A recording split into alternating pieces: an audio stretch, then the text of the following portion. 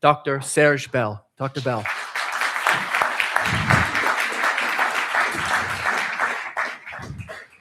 Yeah, so just before I start, I want to point out that Constructor is collaborative effort. There is at least 3 founders, myself, Oznur, and Stanislav. We are all founders, not just me. And, you know, it would be very strange if it would be just me. And then even beyond that, we have 15 partners. So I personally don't appreciate this type of high-level introductions. So we should remember it is impossible to build large entity alone. Nobody does it. People believe that people do it alone, but that doesn't happen, actually. You always get support. So on that note, I have prepared a speech. You know, usually every year, I come up with a speech which is about trends. And for the past 15 years, it will be shown at the separate times, you know, January, February, or March for the first time.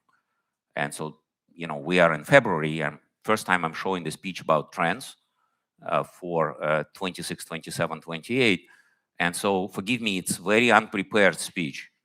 And so there's lots of mistakes in it, and we try to collect information. You are guinea pigs on that speech. I will probably present this similar content, you know, 30 times over the course of the year, or maybe 10 at least. And this is the first time. So first is just reminding you what we do. That's our mission, leveraging computing, software, robotics to make every scientist, teacher, and student more efficient, more effective.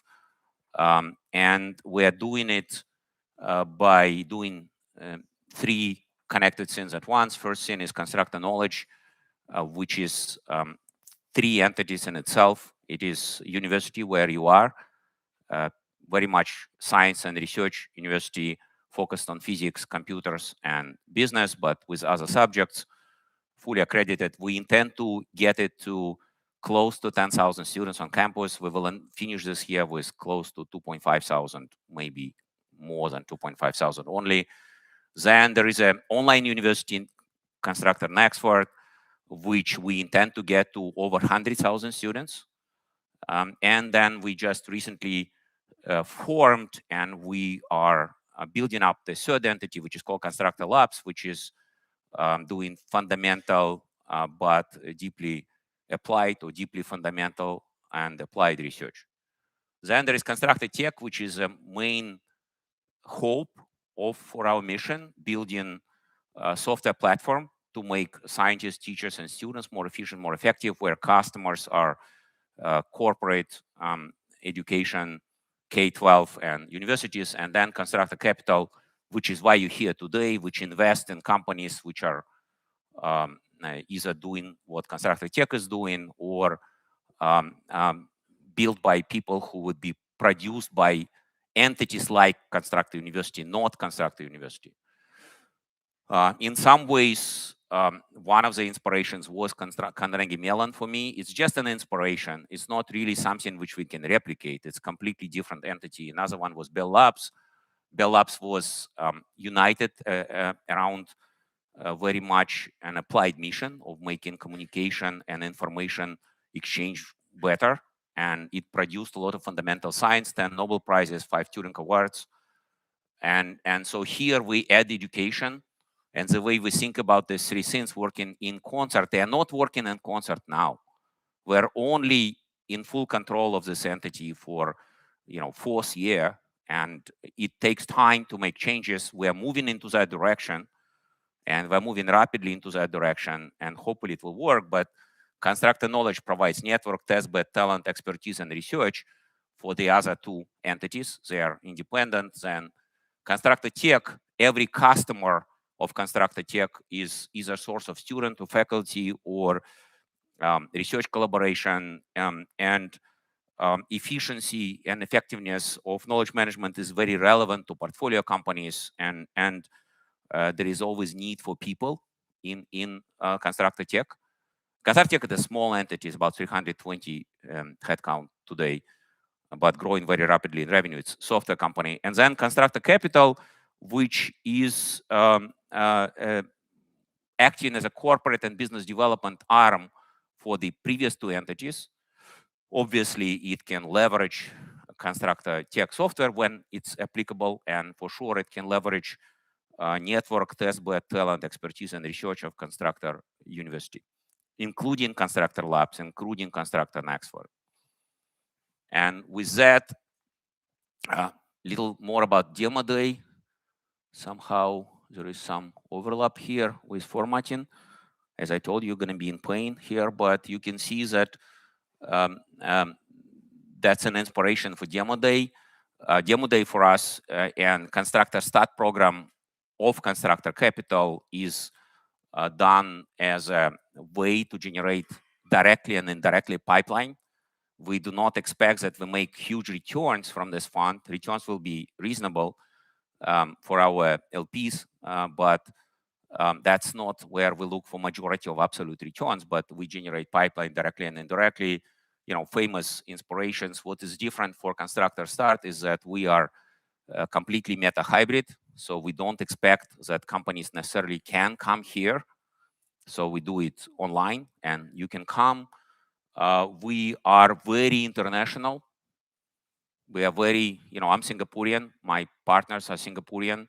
We are very neutral. So we work with everybody who we are allowed to work with. And we have very direct access to academia, which is similar to Berkeley Skydeck, perhaps. As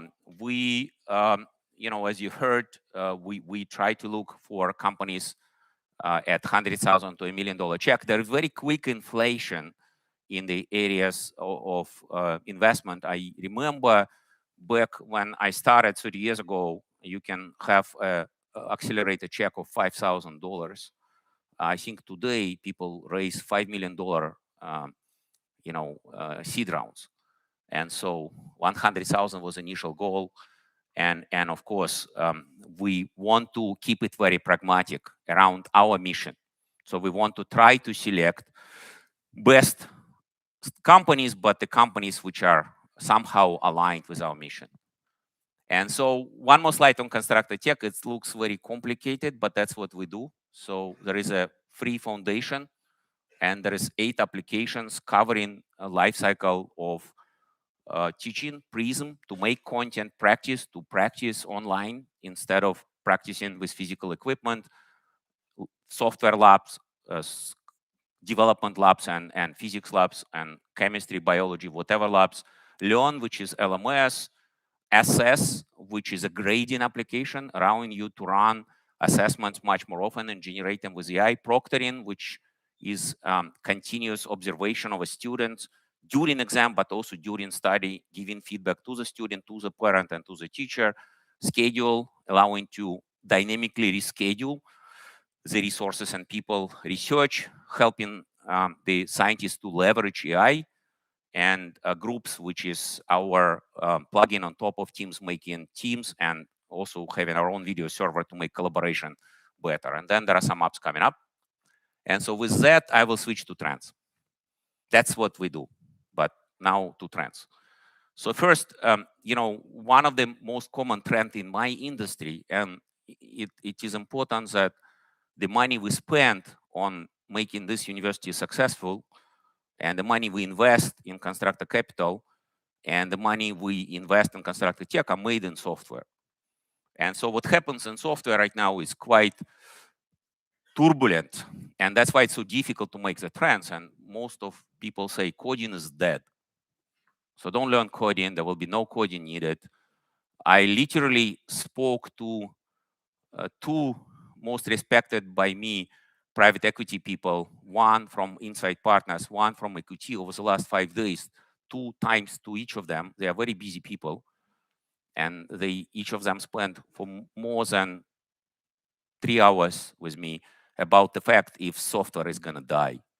I mean, one of them is in charge of $110 billion AUM. Another one is in charge of whatever, $200 billion AUM.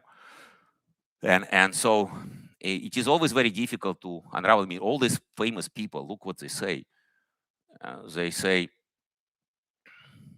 yeah, everybody in the world is now a programmer, right? That's Jensen Huang. He's a clever guy. I actually met him in person. He's actually reasonable. And then you will not need to know what code is, right? And you know, this other guy says that I didn't open IDE at all, right? So and of course, this is you know, it was happening with traditional waterfall process, which we have adjusted multiple times over the past 30 years on development software. So when we started, we read the books, at least I read the books in 94 and 95 about waterfall process and how you need to document things. And when you document things and follow the process correctly, you come up with great software. Thereafter, we moved through several iterations. We use agile process now, but so is all of this dead? And of course, if the first thing is that there is advantage of AI. AI can generate code, and so it is. I mean, I'm 55 years old, and I'm doing business for almost 35 years, but only last 2-3 years made me to be more mindful about what's happening around me. And I just started to realize that it's better to think about the world based on the data set which is actually surrounding you versus reading somebody else's statements out of context.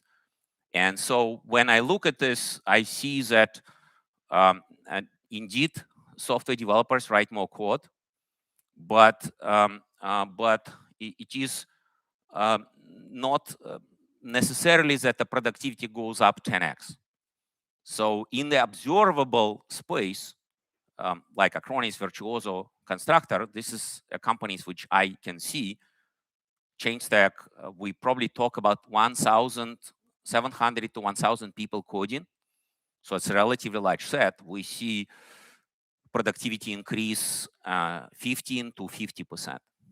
So it's not by any means even 2x, right? So that's one thing.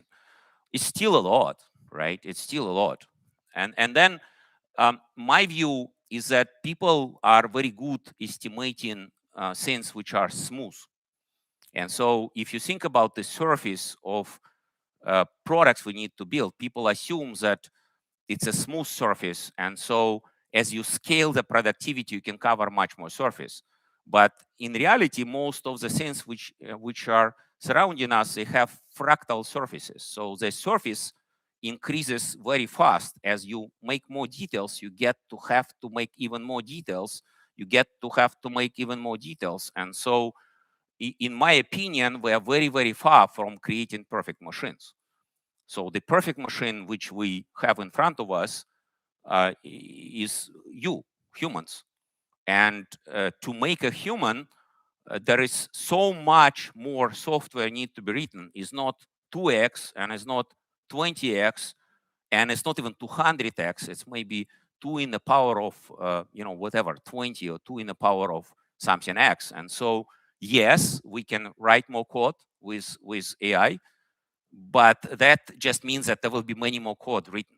And yes, we can make better software with AI, but the current software is such a piece of shit software.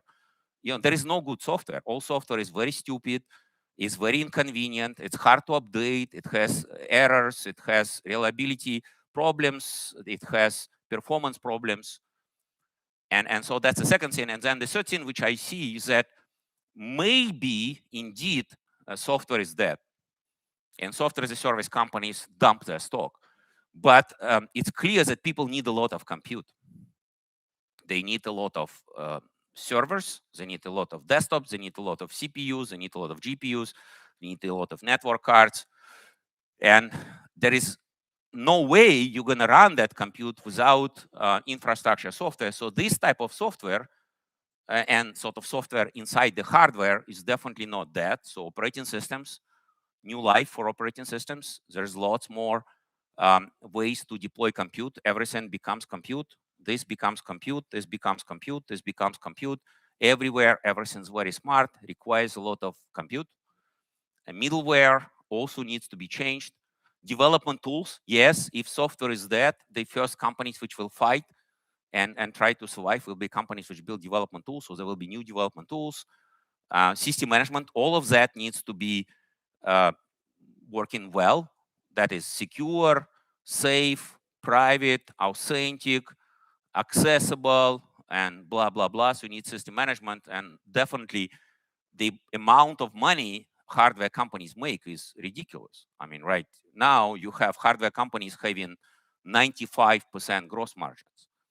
For all I know, only software companies are allowed to have 95% gross margin, and hardware companies should have 50% gross margins. Not enough competition. And so with that, to the trends which I see in our space, it's always good. There is this different saying about whether it's good to live at the time of change or whether it's bad to live at the time of change. And so there is a Chinese saying that it's bad to live at the time of change. And I personally think it's a lot of fun to live at the time of change. But one thing which happens at the time of change is change. And so it's very difficult to look at everything at the same time. So this is just a trends which I think are, intuitively feel good for me. We came up with this in the last 4 weeks of preparing this presentation. So hardware, definitely a lot of trends on how to make more hardware. Hardware prices are exploding. So the hard disk prices, CPU prices, network prices, there is much more demand for hardware. Hardware is not like software. You cannot suddenly make it. You have to build fabs. Then there is certain software areas which are growing very fast. And then there is these areas which I don't personally like, but they are becoming real, like robotics, space, tech, and LLMs. So with that, next generation computing. So that's the guy who is building this generation computing, right? And so there are these three challengers. I don't have a lot of time. You guys can download the presentation and actually give me back comments after. So first is, of course, we at some point need to switch to photonic computing. And my mother and father are physicists, and back when I was 5 years old, my mother would walk me to another lab in St. Petersburg State University, and she will show me some guy, I don't remember his name, and say like, this guy, and I was 5 years old, that's 50 years ago, he's building next generation computers based on photonics. It's been 50 years. We don't have those computers yet. And so there is a prevailing conception it will never happen. It will happen. It is happening. So in 10 years, we probably live in the world where most of computing is done with photons. There is nothing special about photons. It's another elementary particle, which is just allowing you to have high frequency computing with lower power needed.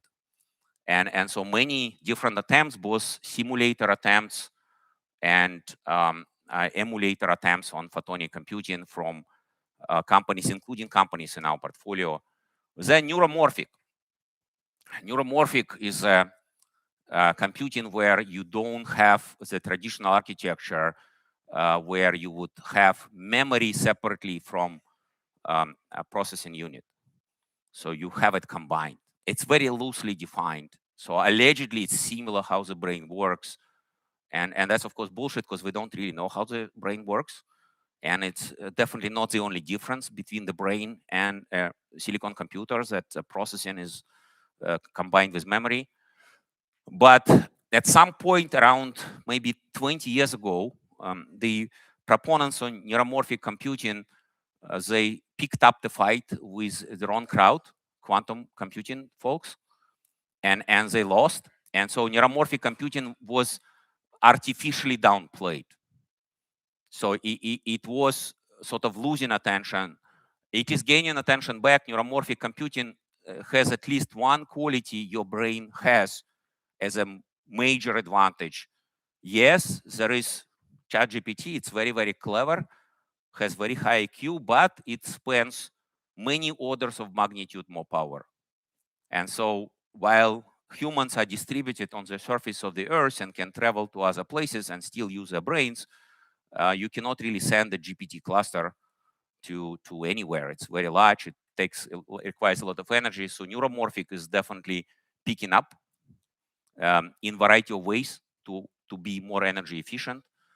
That's a first mass market neuromorphic computer. Probabilistic, Kostyan Novoselov, head of our scientific advisory board, chairman, he's here.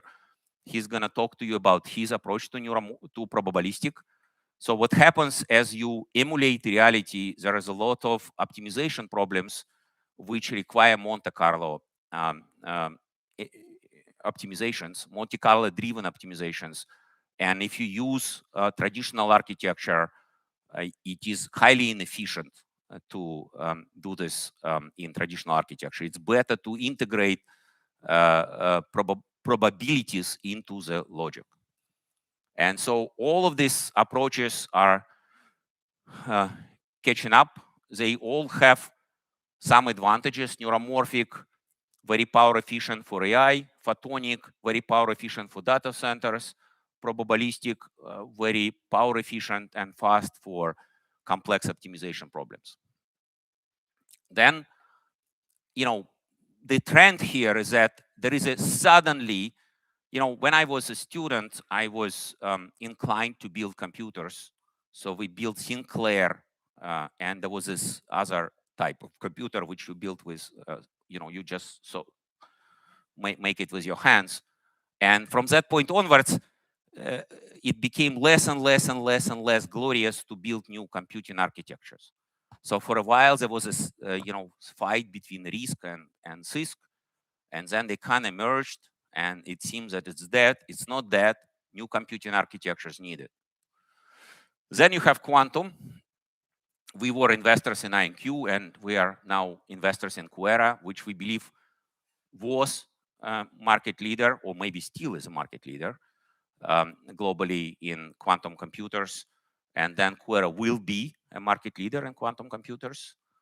And so there is huge progress in quantum computers. It's important to remember that there is still fundamental science which may be uncovered when you build a high-scale quantum computers. But if it's not, it's all about error correction. There's lots of progress on error correction. There is lots of methods how to make error corrections better. And this fractal nature of the surface of the products kind of works both ways, in a way that when you see there is new methods of error correction uncovered, that means that there is many more new methods which can be found still. And the leading platforms in quantum computing, we believe, are neutral atoms, either cold ions or cold atoms. And we believe in the next 1 to 5 years, so minimum 1, maximum 5, there will be actual real applications of these machines for scientific and industrial purposes, mostly scientific, but also industrial purposes. And, of course, there is other quantum computers coming, superconducting quantum computers, photonic quantum computers like Quandela, which is a company we are talking to, and also there are spin qubit quantum computers. But in a nutshell, quantum computers with very high probabilities are becoming real. What does it mean? It means there are certain algorithms which you may be able to find better solutions. There is certain problems which you may be able to build better software from.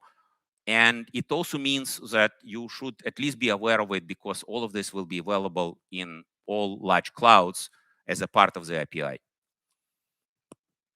My partner, Marie Lepsky, will speak today about the fact that even though even in scientific society communities, there is some questions about what's going to happen with quantum computers, there is absolutely impossible to miss investment and revenue momentum behind companies which are doing quantum computing. And then, of course, next-gen manufacturing, the world is becoming increasingly geopolitical. And so people are switching, and we used to depend on food primarily. Then we started to depend on energy. So in the last many years, we were dependent on energy. And then suddenly now we are going to be dependent on chips. So if you don't have the chips, you can't win wars. You don't have the chips, you can't have good economy. You don't have the chips, you can't build new products. And so there is this rebuilding of the chip manufacturing capacity. For a while, it seems that it's very nice to have all this global cooperation and have chips made in Taiwan and used partially in China and then assembled in Singapore, then shipped to the United States. Now everybody wants to build their own. This, of course, is most valuable company in Europe, ASML, which is use lenses. I've learned doesn't help Zeus too much. I've looked at the evaluation, but it helps ASML. It's about $600 billion market cap.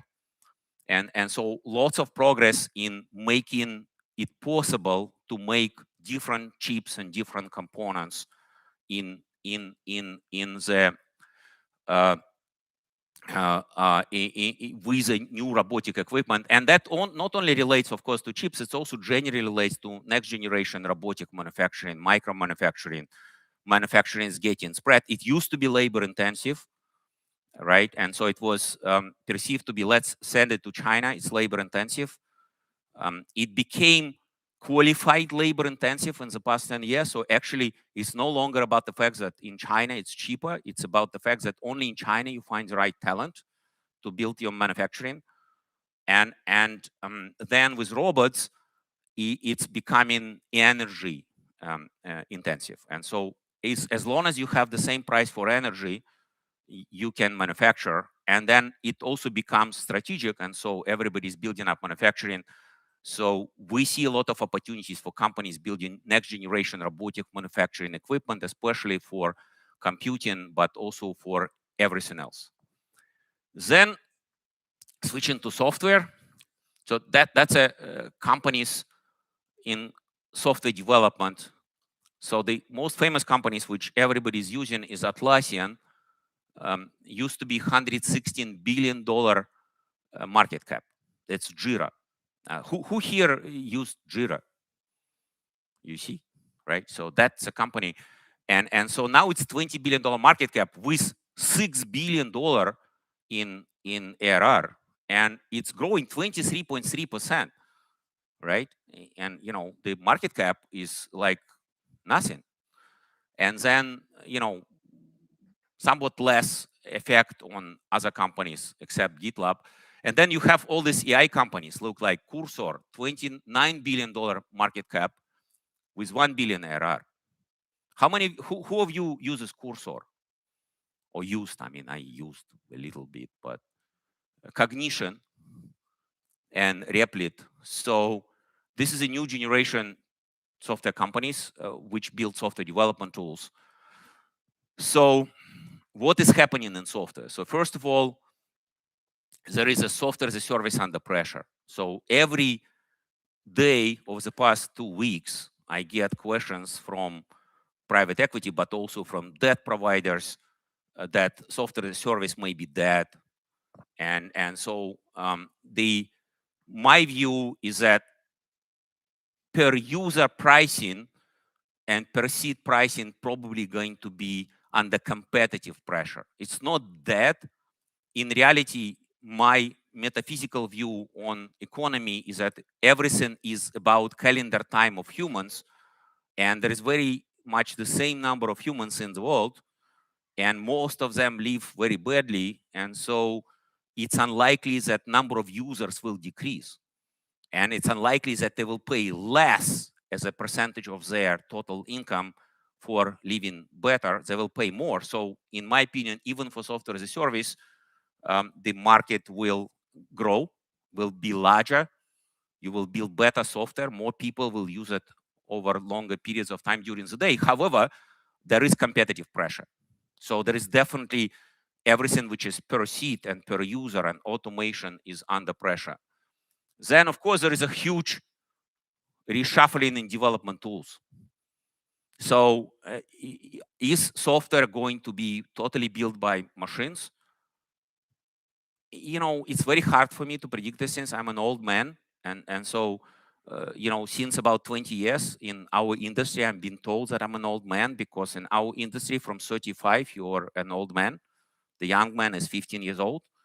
And so I'm not.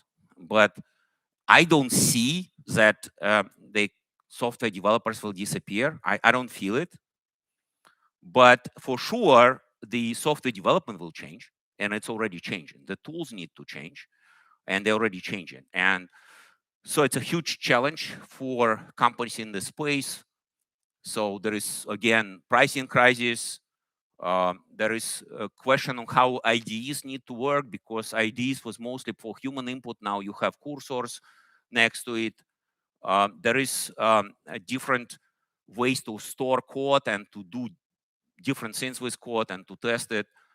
And then that leads to another thing, is that in the past life, we built software, but that software need to be tested, benchmarked, reviewed. You need to do performance, reliability, security, efficiency, versatility of that software.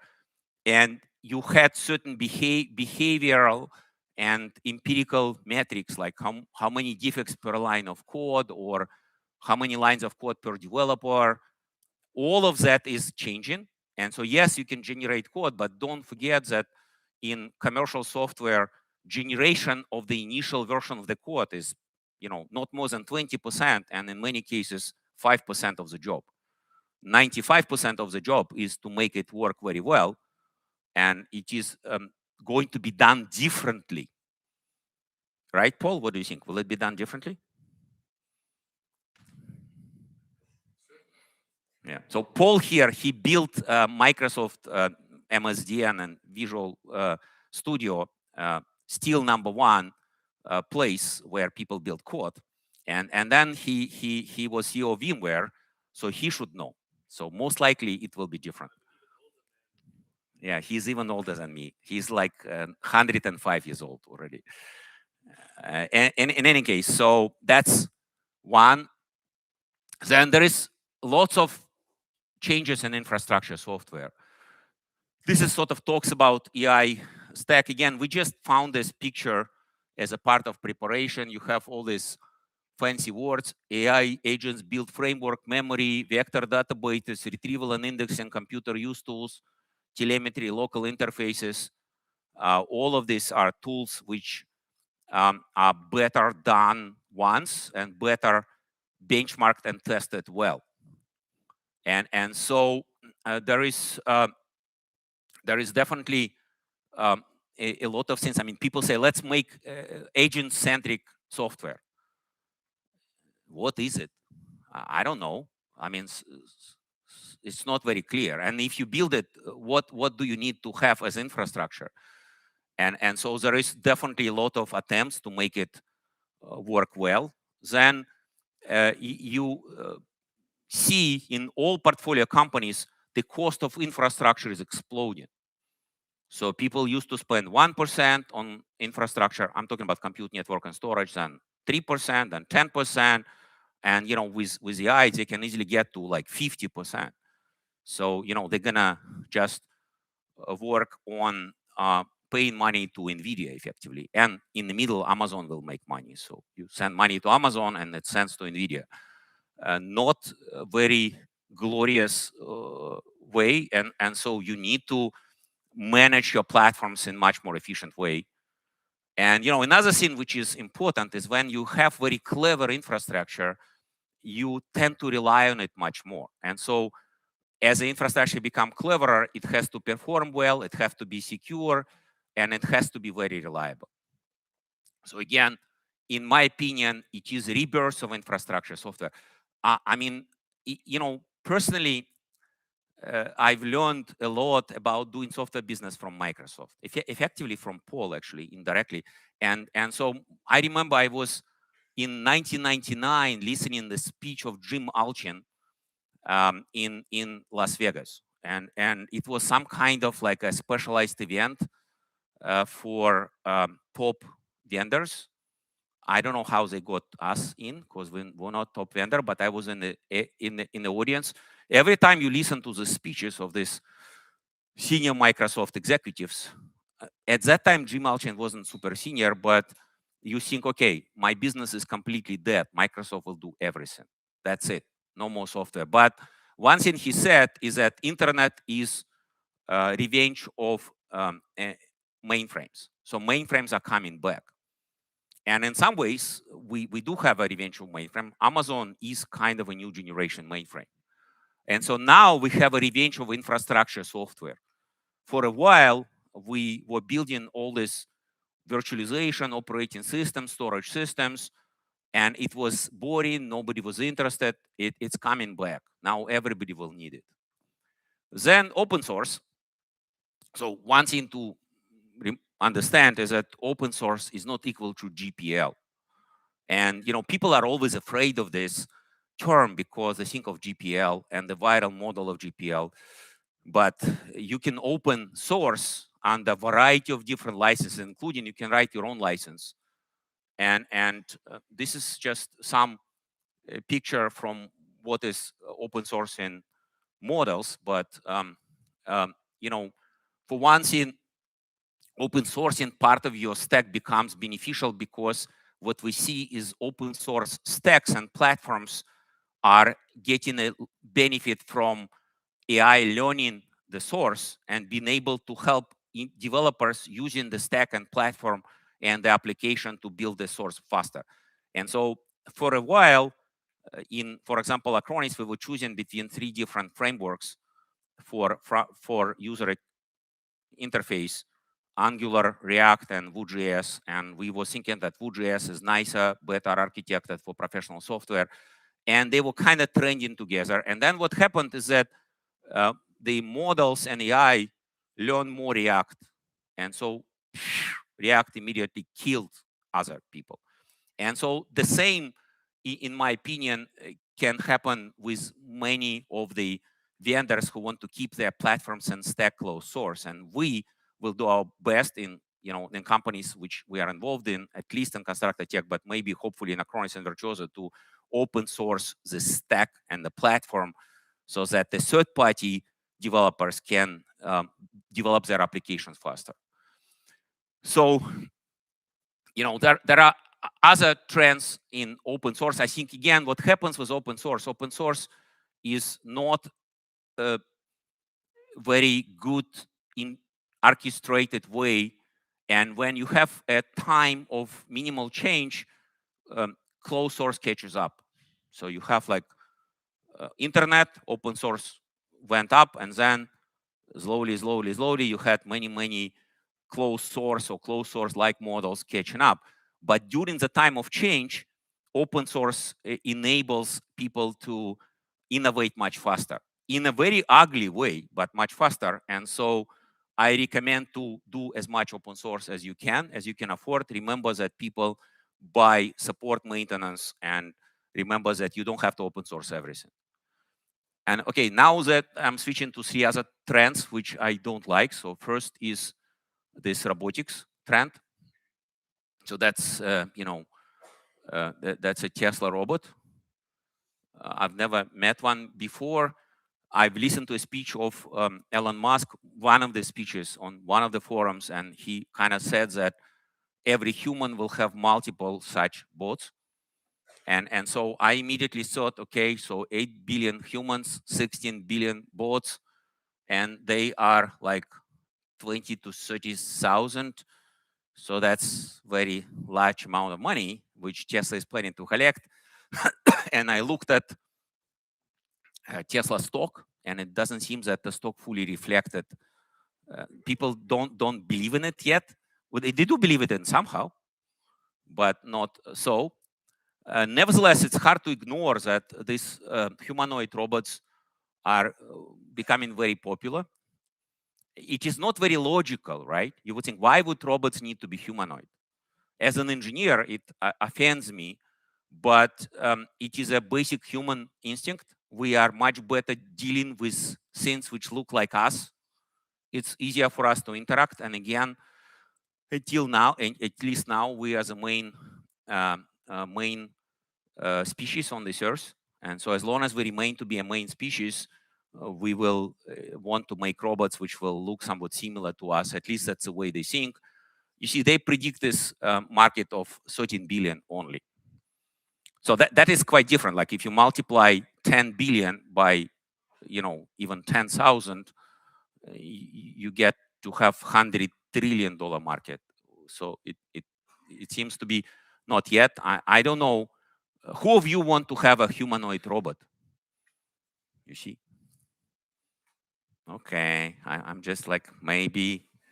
You know, I can tell you that since I'm an engineer, my second daughter, she's about to be 28, and I remember that when she was like probably 8, I started to try to buy for her a robotic dog, and you know, this was 20 years ago. And then I had other children, and every time, once in a while, I want to buy something robotic for them. And so most recently, I wanted to buy robotic dog again, and I did research, and there is not really any good robotic dogs yet. So I personally think that this sort of very useful humanoid robots may take a little longer, but then you have scientific and educational robots. It's definitely very useful. A lot of work done by scientists is done by hands, and it's very slow. And also, the scientists with good hands are not always correlated with the scientists with good brains. And so that makes the progress of science slower. And we see a lot of progress in making robotic labs, and that shall accelerate science, which shall accelerate everything else. And then all of that, of course, is helped by the fact that you can teach robots to do things in simulated and emulated reality. Again, it is not yet done very well, but that is also what drives demand for probabilistic computers and quantum computers, because the main reason to use probabilistic and quantum computers is to solve real-world problems which are arising when you deal with physical reality. Then you have the trend number 8 is space. Again, it is something strange. Who wants to live on Mars? Okay, who will travel to moon? Maybe. I don't know. So, like, why is that such a big thing? Like, right? And apparently there are some reasonable things. So first of all, there is helium-3 on the moon, and we need to mine helium-3, and there are other rare metals. And more importantly is that humans are species which have basic instinct of exploring, and so there is certain percentage of population which want to explore new things, and so people will travel to those places and will live in those places, as strange as it is. And so it's a large market. So there is a huge market for reusable small large rockets, and there is many companies trying to compete. Quite obviously, SpaceX is going public at some point. I don't know what's valuation is going to be, but clearly people will overpay for its financials. Then, of course, all these rockets, they need to launch something. And so there is lots of things you can launch, lots of microsatellites, which can do different things. And then finally, there is this huge boom around space infrastructure. And, in space, you have a lot of, you don't need to cool things too much. It's very cold, and you have a lot of energy coming from the sun, which you can just catch, and it's not destroyed by the atmosphere. And so all of this is driving space tech, which drives the areas we focus on. We don't focus on space tech, but we focused on deep tech and software and edtech science tech. But we do believe that there will be more jobs in this area and more technology needed for that area. And with that, this is AI value chain drawn by, I don't know whom, not by us. So it kind of looks scary, right? And so what happens with all these analyst predictions is that companies like McKinsey and Bain, when they are faced with challenge, they just, if you cannot impress, confuse, right? And so they're trying to confuse you. So you see, everything's very structured. You have all these companies, and they have all the structures, and you have like some color coding, and so, but it's very well done. So there is a video which I think there must be a link to that video here, or maybe we forgot to put the link, which I liked. And so the first thing which is clear is that AI benefits people who build hardware, and they benefit people who host hardware, and benefits people who own data. So there is a benefit of original data. You can sell data now. Hopefully the data will be even more valuable in the future. And so those guys make tremendous amount of money. If you look at valuation of even Intel, valuation is high right now. It went down to like 100 billion, even 90 billion. Now it's again, whatever, 250, 300 billion, because people need a lot of compute. And clearly, no matter what you think, AI does not, there is no evidence that AI will make software or usage of computers more efficient. It makes it less efficient because it becomes clever. And so clever things are always less efficient. And so you need more hardware. And to make it more efficient and faster, you need more data. Then you have people who build models. And so my personal opinion, I have expressed it even 1 year ago, is that the model business will shrink to zero, because all the models, they learn from the same data. And so eventually it should, all of them should work the same, and they should all be trying to leverage their model advantage to get somewhere else. And so one place they can get is to user interface devices. We already see that. So there is Comet from Perplexity, there is Atlas from OpenAI, there is this talks about some kind of AI assistant devices on the internet. So they are trying to get to the user, to own some new way of communicating with the user.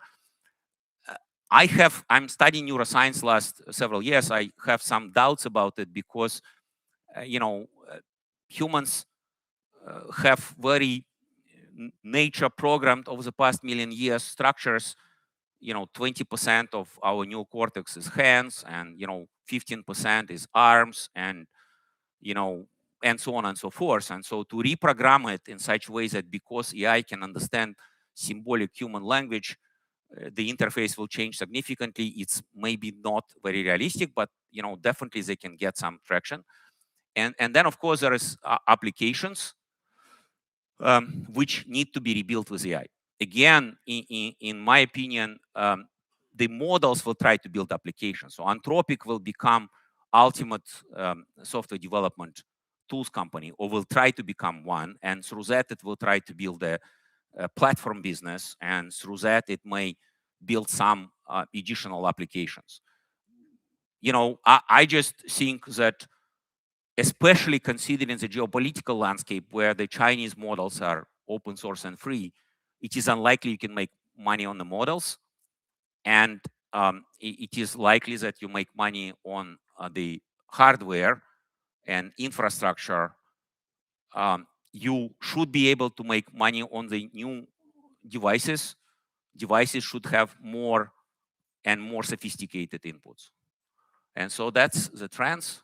And that is the announcement of the fact that we're launching Fund 2. It's called Constructor Partners Fund 1, but it's really Constructor Capital Fund 2. As you see, this is a new presentation.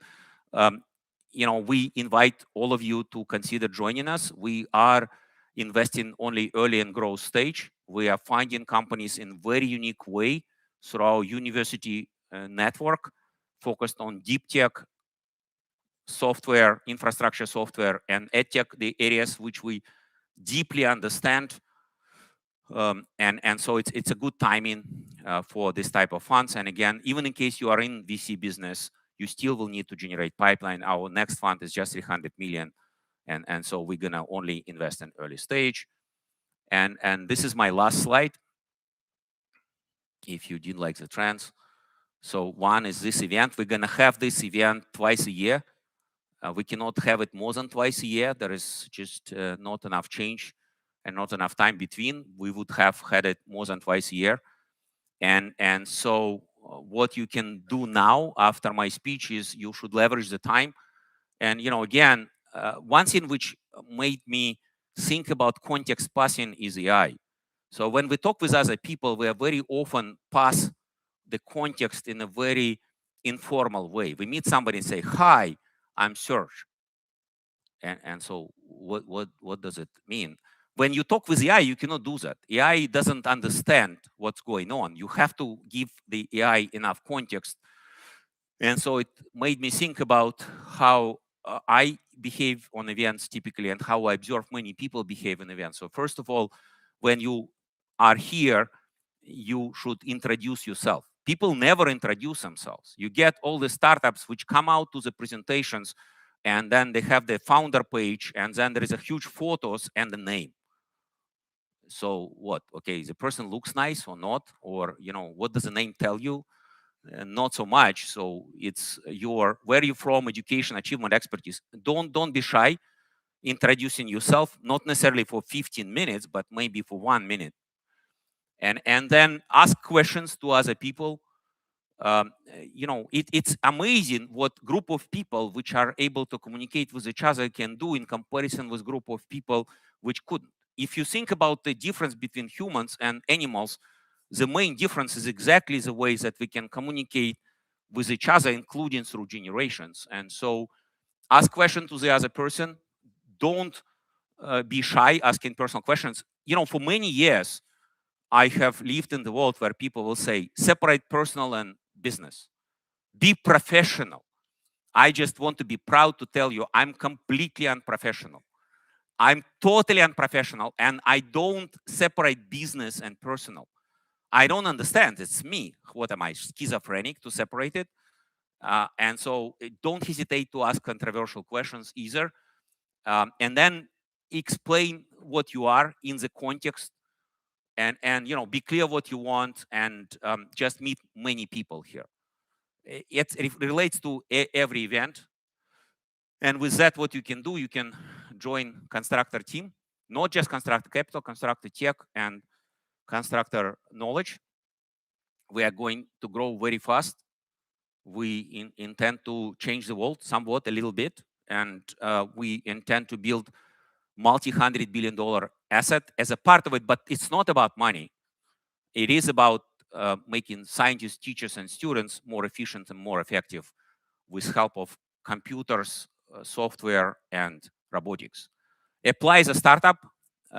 In certain areas, we have unique expertise on how to help companies to get from $0 to $100 million, how to get companies from $0 to $1 billion market cap. We are stupid enough to have done it 10 times. So smart people do it 1 time, but they grow a company to $1 trillion. We did it 10 times, and we built companies which are 6 of them over $1 billion. But as such, we have a lot of experience helping startups doing that. Come and join, we can help. And then also you can become our investor. Right now, it is recommended to be investor in one or another fund which invest in these new trends. Because, Paul, we had breakfast today with Paul Morris. He's one of our judges. And he told me that he sent me a link to an article which I haven't read, which says that in 2028, world economy will collapse, right? Something like that. So maybe, but personally, I don't think so. But even in case it collapses, I don't think the things which we focus on, which is deep tech, infrastructure, software, and ed tech, science tech will collapse. Or if it will collapse last. And if you think about it, you don't need to really be super wealthy and super successful. You just need to be more wealthy and more successful than other people. And so if they collapse before you, it's okay, right? And isn't it? And so do consider our fund. Thank you very much. All right. Thank you so much, Serg Bell. What? Jumping around.